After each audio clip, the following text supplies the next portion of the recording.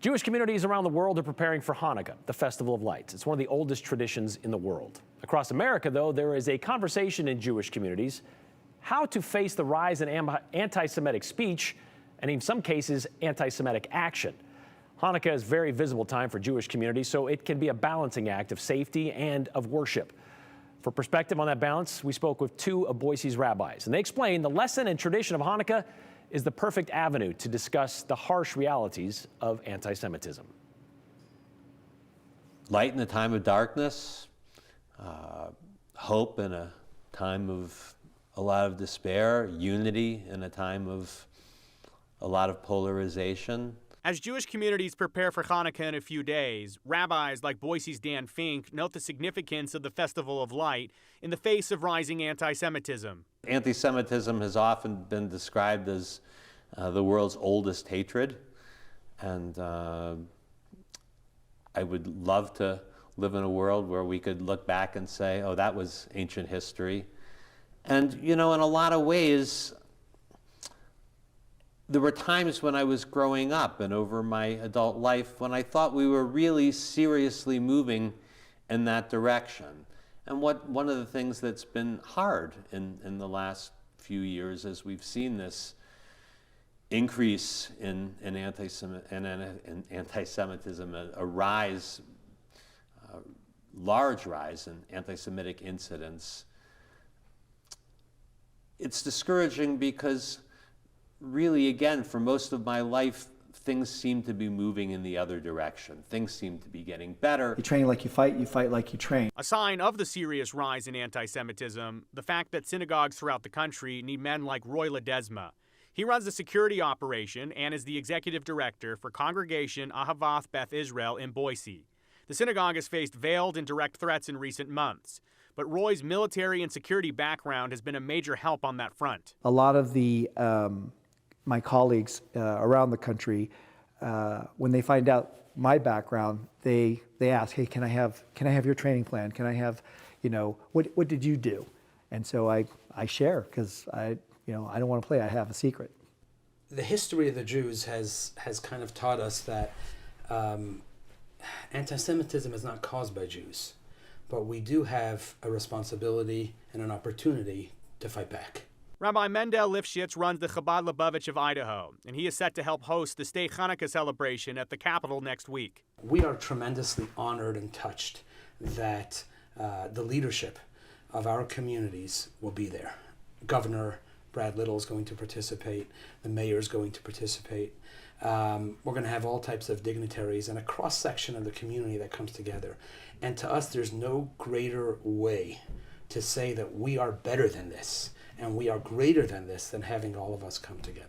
In fact, Rabbi Lifshitz explains that the celebration of Hanukkah is a perfect time to address rising anti-Semitism as a community, whether you're Jewish or not. Hanukkah is actually a celebration of religious freedom. It's perhaps the first recorded event where a group that was being marginalized because of their religious beliefs fought back. And the way they did that, of course, was by defending themselves, but more importantly, the way we celebrate Hanukkah is remarkable if you think about it. Instead of going out there and using all this warfare symbolism, we just shine a light. We kindle a flame.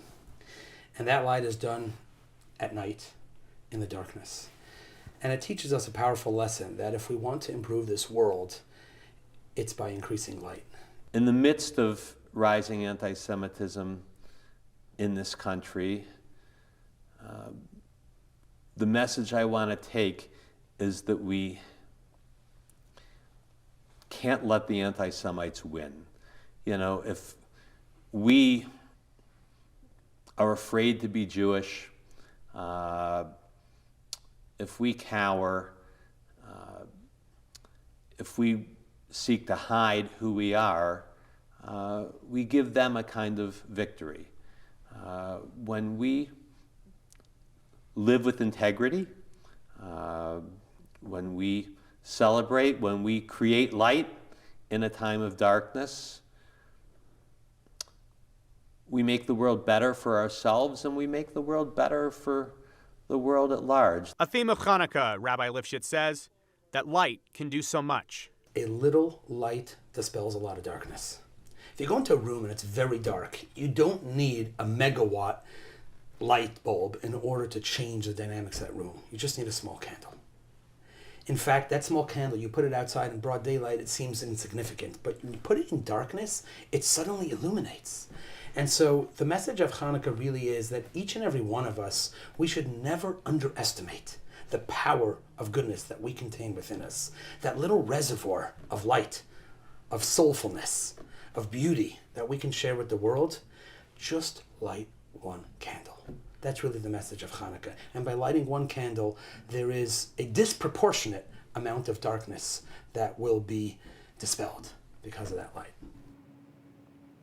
And the community will come together on Tuesday, December 20th, to celebrate Hanukkah at the Idaho State Capitol. And the display, of course, will include speaking from Governor Brad Little and Boise Mayor Lauren McLean. They'll be part of that. Of course, they'll have the menorah lighting. Again, that's coming up on December 20th at the State Capitol at 5 p.m. Brian, and something that I wanted to touch on, though, that you and I were talking about in the middle of this story. I was going to say, it strikes me that, you could say that, oh, they're just doing this out of fear. Like, it's not necessary.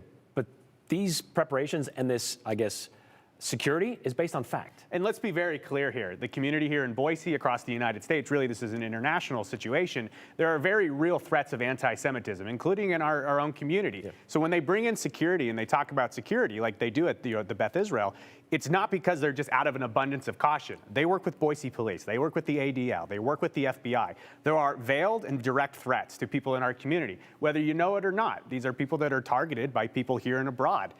It's purely anti-Semitism. It's purely hate. And as you heard both rabbis talk about, anti-Semitism, widely believed, maybe the oldest form of hate in the world. Sure. So it's not new, but it's something Jewish communities have to live with every day. So let's hope that one light illuminates a lot. Oh, yeah. All right. It takes all of us, though. It does. All right. Thanks, Joe.